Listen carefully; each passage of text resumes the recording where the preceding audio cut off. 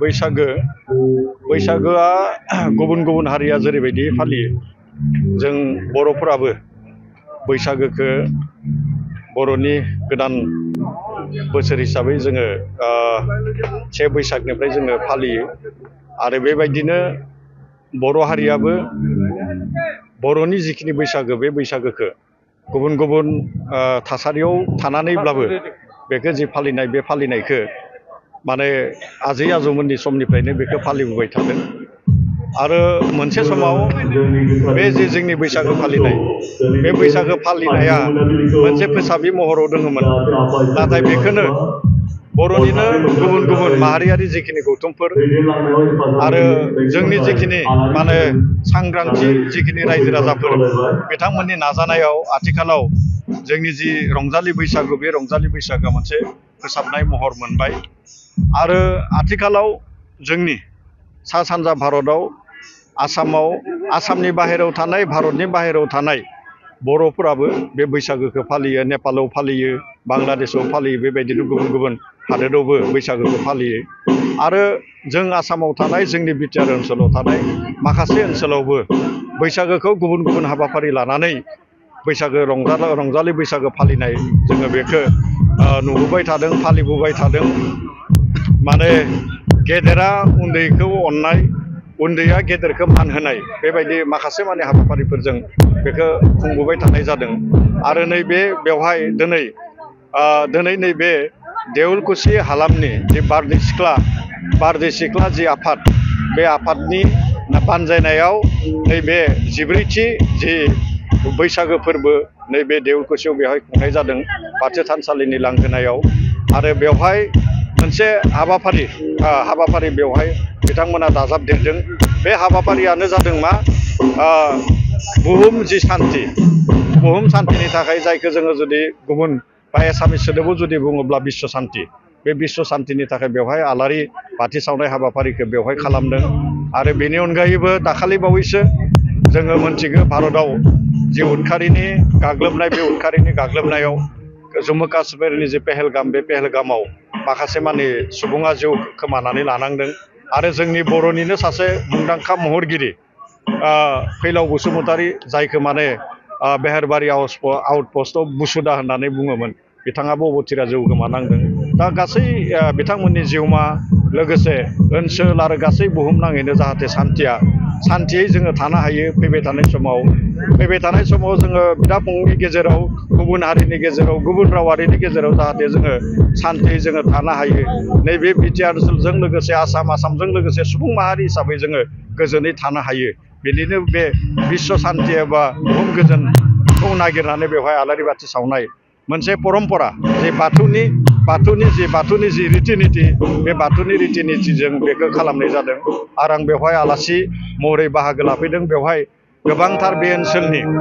बारग' फोरोंगिरि आजिरा मोननाय गुबुन गुबुन बिफानाव खामानि मावनाय आथिखालाव फोरोंगिरि खामानि मावबाय थानाय गुबुन गुबुन बिथिङाव खामानि मावनाय गासैबो बेवहाय बाहागो लाफैदों आरो बेवहाय मोनसे हाबाफारिखौ दाजाबदेरबावदों जिहेतु जोङो जुदि बुहुमखौ गोजोन आरो मोनसे गोथां ग्रिन बुहुम जुदि मोननांगौ जायोब्ला बेवहाय दंफां गायनायनि जिखिनि हाबाफारि जोंहा थानांगोन आरो बिटिआर सरकाराबो आथिखालाव प्रमद बर' बिथांनि दैदेननायाव green Bodoland Mission Bay green Bodoland मिशननि गेजेरजों बिटिआर ओनसोलखौ मोनसे माने गोथां मोनसे बड'लेण्ड हिसाबै जि मोनसे थांखि आरो बिथांखि लानानै खामानि मावबाय थादों आरो बेवहाय बे हाबाफारिखौबो आं नुदों बेवहाय मोनसे बेसेन गोसा दंफांनि बिफांनि फुलिखौ बेवहाय राननानै होनाय जादों आं गावबो आंनि आखाइजों बेवहाय रानदों दा बेवहाय गासै जिखिनि मोनसे जिखिनि माने हाबाफारि बे हाबाफारिया लाइमोनफोरखौ लानानै जोंनि माखासे माने बैसो जानाय सुबुंफोरखौ लानानै बेवहाय माखासे माने हाबाफारिफोरखौ बेवहाय लानायखौ नुदों गमामायैनो नैबे देउलकुसि हालामनि बारदै सिख्ला जि आफाद बे आफादनि जि 14थि जि रंजालि बैसागो बे रंजालि बैसागोनि हाबाफारिया जोबोद मोजाङै जादों आरो बियो जोबोद मोजाङैनो जालांगोन आरो बेवहाय माखासे माननि सुबुंफोरखौ बेवहाय बाहागो लानायखौ नुनो मोनदों दहायनो बुंदों फोसाबजानाय आरो फोसाबजायि मोनसे समाव जोङो फोसाबजायि महराव आं जेब्ला उन्दै आं जेब्ला गोजौ थाखोआव फरायो जेब्ला आङो कलेज फरायो हायार सेकेन्डारि फरायो बै समाव जोङो नुनो मोन्दोंमोन दे बेवहाय गन्थं नाब्ला गाननानै हौवाया हिन्जाव जानानै हिन्जावा हौवा जानानै मोसानाय जों गावनो मोसाबोदोंमोन। बै समाव बे जि बैसागो फालिनाय बे बैसागो फालिनायखौ जि मोनसे फोसाबनाय बे फोसाबनायखौ रावबो बुंग्रा गैयामोन। नाथाय माखासे सांग्रांथि गोनां जि बर'नि गेजेराव बर'नि माहारियारि आफादफोरा जेब्ला बेनि सायाव फोसाबनो नागिरो फोसाबनायनि थाखाय बिथांमोना जेब्ला लाहार फाहार खालामो बिखेखै दुलाराय बर' फरायसा आफाद बर' थुनलाइ आफाद आरो जे बर' हारिमु आफाद आरो गासै बर'नि सांग्रांथि जिखिनि सुबुं बिथांमोननि जि नाजानायाव बे फोसाबनाया फैदों। आरो दाबो नुनो मोन्दों दे न'खर न'खर हाबाबाबो खिन्थु गामि गामि मोनसे जायगायाव ज' जिरायनानै ज' थांनानै बेवहाय मोसाहैनाय जायो। आरो उन्दैफोरा गेदेरखौ सिबियो मान होयो आरो गेदेरफोरा उन्दैखौ अननाय जिखिनि मोनसे फोरबो बे फोरबोखौ खिन्थु आथिखालाव नुनो मोन्दों। आरो बेनि गेजेरजों उन्दै आरो गेदेरनि गेजेराव बिमा आरो फिसानि गेजेराव गारजेन आरो उन्दैनि गेजेराव बिमा बिफानि आरो फिसाला बिहामजोनि गेजेराव जि मोनसे फारागथि बे फारागथिया बेबायदि हाबाफारिनि गेजेरजों खिन्थु जोबनो थांगासिनो दं आरो जोबनाय जि थासारि बेखौबो जोङो नुनो मोनो। खुलुमबाय। दिनै देवलगुसि हालामारि बैसागो फोरबो फालिथाय आफादनि बानजायनायाव सानसेनि हाबाफारि लानानै बानजायनाय जादों 14 बोसोरारि। दा बे हाबाफारियाव मानावगिरि जोंनि बिटिआरनि स्पिकार सारा फैनानै थांखांबाय। बिथांखौ आङो गोसो गोरबोजों बरायदों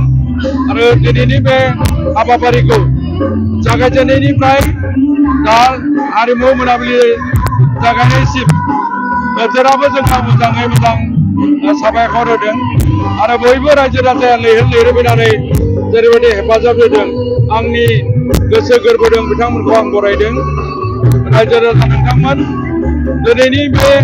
बैसागो फोरबोनि हाबाफारिखौ लानानै जाय बिथांमोनखौ आङो सिबिहरो खुलुमहरो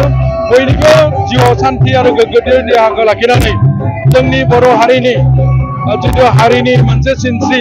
हारिनि मोनसे आयना हारिमु गैयाबा हारिया थांनानै थाया हारिमुआनो बेनो हारिनि सिनस्रि। बेनि थाखायनो आङो गोसो गोरबोजों हारिमु सिबियारि रायजो राजाफोरखौ बरायदों सिबिदों आरो फैबाय थानाय दिनाव जेबो जेंना जेंसि जायालासेनो जिउ दैदेननायनि लामायाव जों दावगालांनो हायो आं बेखौनो खावलायबाय। बर' हारिनि जिथु हारिमु बे हारिमुवा दिनै फिसा जानानै गैया। दिनै जोङो GI हिसाबै मोननो हादों। जोंनि जानाय लोंनाय मावनाय दांनाय दामजुनिफ्राय हमनानै जेरैबायदि खाम जथा सेरजा सिफुं आरो लोगोसे नाफाम नारजि अनला दाउ बेफोरबायदि माखासे जानाय आयदायाव जोङो GI मोननायनि थाखाय हारिमु आयदानि दैदेनगिरि बिथांमोनखौ आं बरायदों आरो बिटिआर सरकारनि दैदेनगिरि लोगोसे गाहाय मावफुं सोद्रोमा बिटिआरनिसिम बिथांखौ आङो गोसो गोरबोजों साबायखर बावदों। आरोबाव जोंनि हारिमुखौ बिश्वनि दरबाराव सिनायथि होनो थाखाय जा मोनसे थांखि लादों सरकारि बागुरुम्बा मोसानायखौ गिनिस बुकआव दैखांनानै बिश्वनि दरबाराव सिनायथि होनाय बेबो जेन फैबाय थानाय समाव जाफुंसारो बेखौ खावलायनानै आंनि बुंनायखौ जोब्बाय।